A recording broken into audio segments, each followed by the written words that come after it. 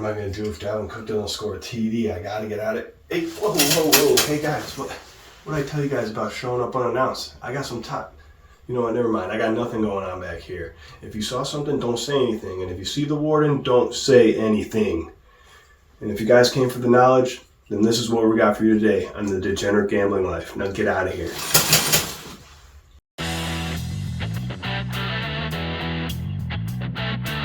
How's it going, everyone? I hope you had a great week in fantasy football. Let's jump right into it.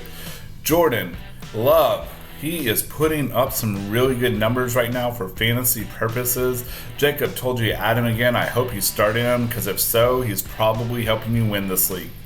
Next, I came through for you guys with fantasy, especially if you're able to start the Atlanta Falcons. They're the number 2 defense. All the defenses I suggested actually ended up in the top 10 scoring this week.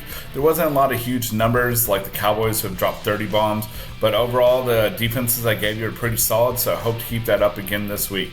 Now, because we like to be transparent and we own it, unlike some other fantasy people, the things that we got wrong. First off, telling you to say goodbye to Geno Smith. The second we do that, he actually has a pretty good game. Then, telling you to say goodbye to Tajay Spear. And what happens? King Henry has a great game, but he gets concussed. So hopefully if you dropped him, you can scoop him back up on waiver wires, because it looks like he's probably going to be the starting running back this week. So we apologize about getting those things wrong. Now, a couple of quick hot takes for you guys. As much as I have been praising Jordan Love on the fantasy side, if you actually watch the game, he scares me a little bit if we stick with him as our future. He's throwing these lobs up off his back foot that probably should be intercepted, but the Packers receivers are coming down with them. So there's a lot of questionable throws in there that if they go the other way, we'd be talking about benching him and drafting a quarterback in the first round. Now, for some team hot takes, you watch the game, you know the Chiefs are not going to the Super Bowl this year. I hope they go out and get Mahomes some help, because, man, to waste a generational talent like that, but the Chiefs will not be in the Super Bowl. Also, Jacob, Paul, your Browns won't be in the Super Bowl either this year. And I don't think you won the future. You gave all that for Deshaun. We'll see. Finally, let's quickly switch some hats. Last hot take. Yankees, please don't trade all of your young talent for Juan Soto. I get it. He is a superstar, but you're not one player away. Again, not one player away. We need the youth. We need to rebuild, have a good core. All right, if you're going to trade everything for Soto, you better break open the bank and sign as many players as you can, like 09, to try to get that championship. Those are hot takes for you, and here's Kevin with Miller Time. That plastic working, come Miller time. You know, I can foresee a lot of possible outcomes to this thing, and not a single one of them involves Miller time. PMA, positive mental attitude. Welcome to Miller Time. I'm Kevin Miller with the Degenerate Gambling Life, and on this week's episode, I'm going to go over some players you should be looking to buy in Dynasty now for next season. These are players that will have more value next year, whether they haven't broken out yet or they've been injured. If you can acquire them now, you'd be standing to profit this time next year, or even just at the start of next season. First, at the quarterback position, Anthony Richardson. I know it's been forever since we've heard that name. A lot of you probably forgot who he was, and hopefully the Dynasty owner in your league did too. You might be able to get him on the cheap. Second, Trevor Lawrence. He did have an injury in Monday night's game, but it's not going to affect his Dynasty value. He's had a pretty pedestrian season. He was just starting to come on pretty strong. Especially if he's hurt, I'd be trying to snag him up now on the cheap and roll with him for the future. At running back, Tajay Spears. I know what you're thinking. I just said goodbye to him last week, and I meant it, and I still mean it. But that was for this year, and we're looking ahead in Dynasty for next year. Derrick Henry will fall off that cliff next year or the following year. I think it's next year. And Tajay Spears is going to fill in with those shoes and provide some home run speed and some big fantasy numbers once he does get that starting role. Another running back I'd be looking to acquire now is Saints rookie Kendre Miller. He's practically been a ghost this season, but that doesn't change his player profile. It's tough to beat out Alvin Kamara for any significant snap time, so I would be looking to pick up Kendre Miller off your league mates if you can on the cheap. At the wide receiver position, Jaden Reed on the Packers. He is starting to come on a little bit. He's already a top 35 wide receiver, so his price might have gone up a little too high.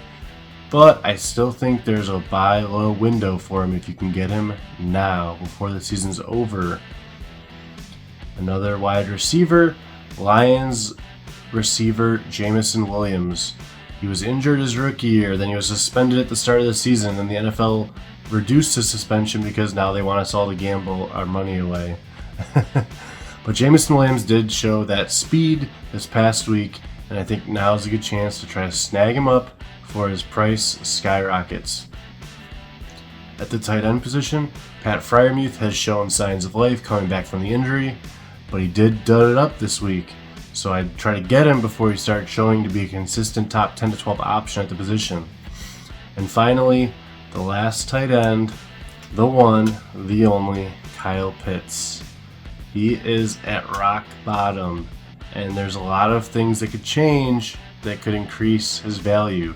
If they got a different head coach, his value would go up. If they got a different offensive coordinator, his value would go up. If they got a different quarterback, his value would go up. Heck, if they just cut Jonnu Smith, his value would go up. So I'd be looking to buy Kyle Pitts in Dynasty. Those are my players I think you can buy low on now, or once your trading window opens back up, because some leagues are closed right now in Dynasty. And I think that all of those players will have significantly more value in the following years. 10. 10 ought to do it, don't you think? You think we need one more? You think we need one more? All right, we'll get one more. What's up, guys? My name is Jacob Listowski with the Degenerate Gambling Life, and these are my top waiver wire pickups for Week 14. At QB, I have Jake Browning. He looked absolutely phenomenal on Monday night, throwing for over 350 yards and scoring once through the air and once on the ground. Maybe the Bengals aren't done yet after all. I also have Matthew Stafford, who's heating up at the right time. Over the last 2 weeks, he's averaging over 23 fantasy points per game. I'd go get him now if you need help at QB. And if you're desperate and need a streaming option, Joe Flacco and Gardner Minshew are both decent options who could fill in serviceably for you next week. At running back, I have Ezekiel Elliott. He put up solid stats on 21 touches last week. If Stevenson misses time, he's a potential flex option who's going to get big volume that could win you games down the stretch. Tajee Spears is another interesting option. Just when you thought he was done, he goes and gets 20 touches. He's an interesting stash going forward, and I wouldn't trust him in the starting lineup. At wide receiver, Zay Jones is an interesting option. He played well after Christian Kirk went down. He saw 8 targets and could be a big part of the offense if Kirk misses time. Regardless, I wouldn't start him next week, but stash him away. Noah Brown is an interesting option with Tank Dell going down for the year. I wouldn't start Noah Brown, but stash him away and see if you can get a role in that lethal Houston passing attack. Elijah Moore looks to have a good connection with Joe Flacco. He's seen 21 targets over the last 2 games. If Amari Cooper misses time with a nagging injury, he's going to be Cleveland's top option in the passing game going forward. He's a good streaming option this week. At tight end, Isaiah Likely is a guy I continue to like. I think he has the potential to go off in the playoffs. If you need a tight end for the playoffs, take a gamble on Likely. And finally, I would consider Gerald Everett. He's settling into that number 2 receiving role for the Chargers passing offense, and I think he's worth a stash in a borderline tight end 1, tight end 2 going forward. Because I'm a stud. I'm ballsy. I don't take no from anyone. I smoke my stogie anywhere I want. I don't have to find a hideout place like you.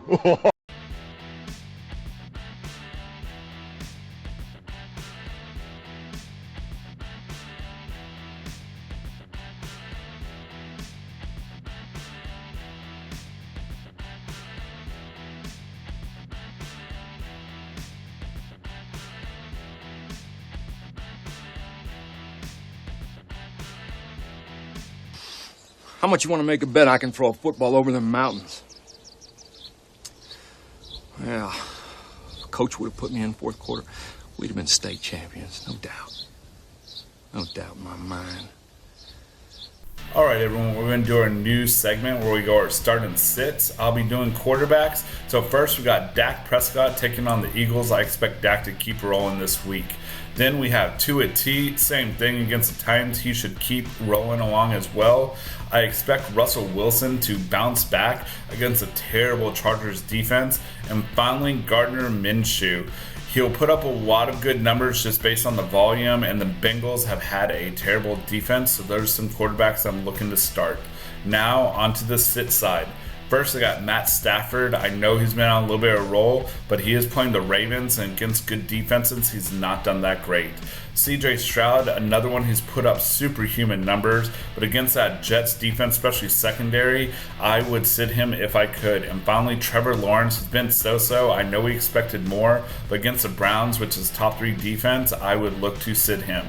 So those are quarterbacks I'm starting and sitting this week. These are my starts and sits at running back for Week 14. Start Javonte Williams. He has a great matchup against the LA Chargers this week. The Chargers are giving up 149 rushing yards per game over the last 3 weeks, and Williams has looked good and is poised to break out in this game. Sit Najee Harris. The Patriots have the best run defense in the league over the last 3 games, giving up just under 53 rushing yards per game. I would expect the Patriots to stuff Harris and for the Steelers to look to get the passing game involved in this one. Start Chuba Hubbard. He has a great matchup versus the Saints, who have been dead last versus the run in the last 3 games. Hubbard has back-to-back good weeks and should have another one in Week 14. Sit Derrick Henry. It sounds blasphemous to say, but the Dolphins have been top 3 against the run in the last 3 weeks, and I think game flow will work against the Titans in this game. Start Joe Mixon. He has a great matchup versus Indianapolis, and he could be in store for a monster game. Expect him to get big volume and go off in this one. Sit Patriots running backs, whoever it may be this week. The Steelers' run defense is starting to look ferocious. I know they gave up 2 touchdowns to James Conner last week, but I expect them to bounce back in this one. Here we are with your wide receiver start sits for Week 14. Christian Watson seems to be starting to build a little chemistry with Jordan Love. He's got 4 TDs in his last 3 games. He's going up against a respectable New York Giants pass defense, but I see him getting plenty of targets if his hamstring doesn't hinder him. Keep an eye on that injury. Noah Brown should see an uptick in targets in the Houston offense that is fairly hot right now, who just saw Tank Dell injury sideline him for the rest of the year. And last of the starts is Justin Jefferson. If he suits up, he is always a must start. And on the flip side with the sits, with JJ coming back, it's time to take caution with Jordan Addison. He will most likely see a drop in production. Calvin Ridley has a tough matchup against a Cleveland defense who only has allowed 181 completions for 1,841 yards this season. I would probably fade Calvin Ridley unless I don't have another viable option at wide receiver. At the tight end position, Trey McBride is a must start moving forward. He is on a bye this week in Week 14, but once you hit those playoffs, put him in your lineup and thank me later. Inversely, Logan Thomas, also on a bye in Week 14. If you're lucky enough to make it to the playoffs with Logan Thomas on your team, I'd bench him unless you are super desperate, but you're not going to take home a championship with Logan Thomas. So get him on your bench, put Trey McBride in, and you can thank me once the playoffs are over. All right, hopefully I keep it rolling this week with the fantasy defenses for you to stream. So first up, we got the Colts versus the Bengals. The Bengals, they're on their backup quarterback, and they have been terrible. So I will definitely look at picking up the Colts defense. Next, the Texans versus the Jets. The Jets are atrocious on offense. Their offensive line is terrible. So definitely look to pick up the Texans on defense. Next, we got the Saints-Panthers. The Panthers just really haven't put it together. The Saints have had a top 15 defense, so I expect them to continue. So look to add the Saints defense. And finally, the Packers versus the Giants. The Giants are on their 3rd backup quarterback, I believe, if it's DeVito, or they might even go back to Tyrod. Whoever they go with, it's still a backup quarterback, so definitely look at the Packers for your last streaming defense. And now let's pivot to fantasy basketball.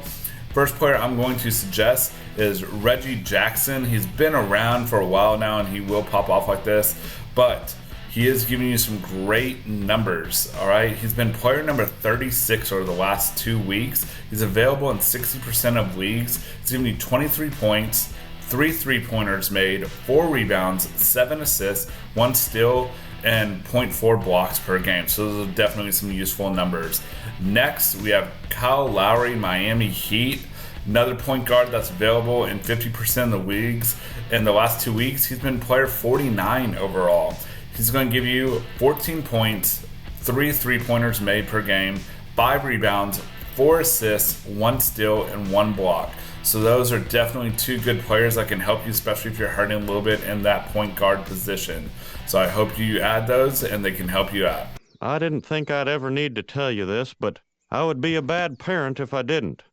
Soccer was invented by European ladies to keep them busy while their husbands did the cooking. Why do you have to hate what you don't understand? I don't hate you, Bobby. I meant soccer. Oh, yeah, I hate soccer, yes. This is the Degenerate Gambling Life's Added Minutes. I'm Jordan Tennis. I apologize if my voice is a little rough. I've been dealing with a little sickness the past 2 days, so let's hope we can get through this as clear as possible. Let's jump into it. We have Bayern Leverkusen, who undefeated in the Bundesliga, taking on Borussia Dortmund over the weekend, who were coming in on an 8-game win streak. Dortmund got on the board early in the 5th minute, and it appeared for most of the game Leverkusen's unbeaten season was coming to an end as they squandered chance after chance after chance. After knocking on the door several times throughout the game, they finally got in behind to tie it up thanks to a tap-in from Victor Boniface in the 79th minute. While Leverkusen were hoping to win the game, they still can hold their heads high as they remain in first place, but they did see their lead drop to 3 points as Bayern Munich did not play this weekend as their game was canceled due to a snowstorm in the country's capital. We had Serie A movement over the weekend as we have a new top dog. Inter Milan trounced Napoli 3-0. Every time you thought Napoli was going to go ahead or get a goal back, Inter shut out any doubt of who the league leaders after match week 14 are.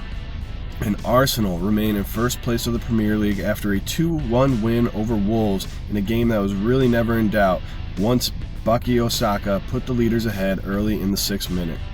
Chelsea beat Brighton 3-2 in an odd game which saw Conor Gallagher see a red card in the 45th minute just before halftime, but the Blues were able to extend their lead in the second half and hold on as Brighton tried everything to unlock 10-man side. Tottenham star Heung-min Son scored twice within 10 minutes in their clash against Manchester City. Unfortunately, one was an own goal. City would go up twice in this game, and both times Tottenham were able to find the equalizer with a game-ending 3-3. In possibly the most exciting game of the weekend, Liverpool took Fulham twice in the first half. Liverpool saw 1-goal leads erased. Then on 80 minutes, Fulham snagged the lead to go up 3-2. It was looking like a well-won point for Fulham until Liverpool scored twice in 2 successive minutes to tie the game in the 87th and to capture the win in the 88th. And before we end today's segment, let's all take a moment to laugh at Manchester United. It's always good to have a laugh at their expense.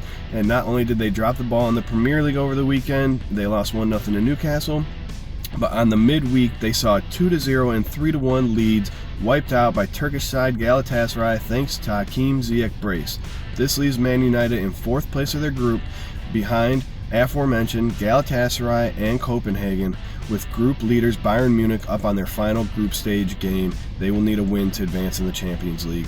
I hope you guys enjoyed today's segment. Sorry if it was a bit underwhelming. We'll be back next week with the added minutes. Enjoy the week.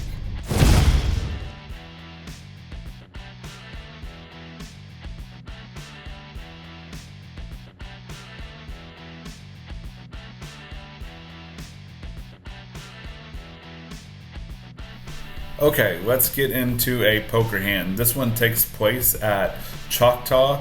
I'm playing 1-2, and we're both pretty deep, me and the player that I'm up against. We both have over $800, and I look down in middle position to pocket jacks. I have the jack of spades and the jack of clubs, and I raise to $11. The cutoff and the button make the call, and then the big blind 3 bets and makes it 30.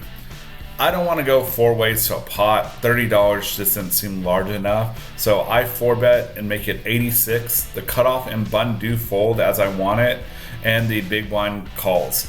We go to a flop of the queen of diamonds, 10 of diamonds, 6 of hearts.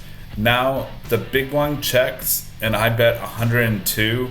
the big blind calls. So I have all sorts of alarm bells going off because I've been watching this guy play. He was a pretty solid player, and so I'm wondering if he's got a set of queens, set of tens. You know, I even kind of put him on the flush draw. I know there's a lot of things out there. He's not just making this call to bluff me. So when the turn comes of 4 spades and he checks to me, I don't want to put any more money in this pot. I'm thinking I pumped up enough with pot control, and I'm probably going to let it go if he bets on the river. So I check back on the turn. The river comes, the Jack of Hearts. Now the big blind bets out $200, and I tank. And I literally am thinking for 2 minutes. I know that if he did have the set of tens, I got lucky and now I'm above him. I do think he could have pocket aces or kings here. I did really put him on at least the flush draw, and so I kind of wanted to fold, but that's the only jack that I was going to pay him. So I end up making the call, and he shows that he had ace king of diamonds. So he flopped the world. He had 2 overs, 4 to a flush, a straight draw. I mean, he wasn't going anywhere. I feel like I lost about the minimum. What do you guys think? Do you fold on the river? Would that be too much of a nit move? You know, at the end of the day, I actually enjoyed the hand, even though I lost over $400 just because of the fact it was very well played. And I don't know if I could have done anything too much different. So please tell me what you think. Now, let's jump in and remind you that Super Bowl weekend's coming up. Will your team be there? All right, we'll be there the week of February 8th through the 12th. We are having a meetup game, Mandolin Bay, on February 8th at 6 p.m.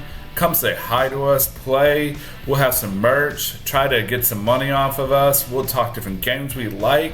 So please come up and say hi to us. And as always, if you haven't yet, please like, comment, share, and subscribe. We'll see you guys next week.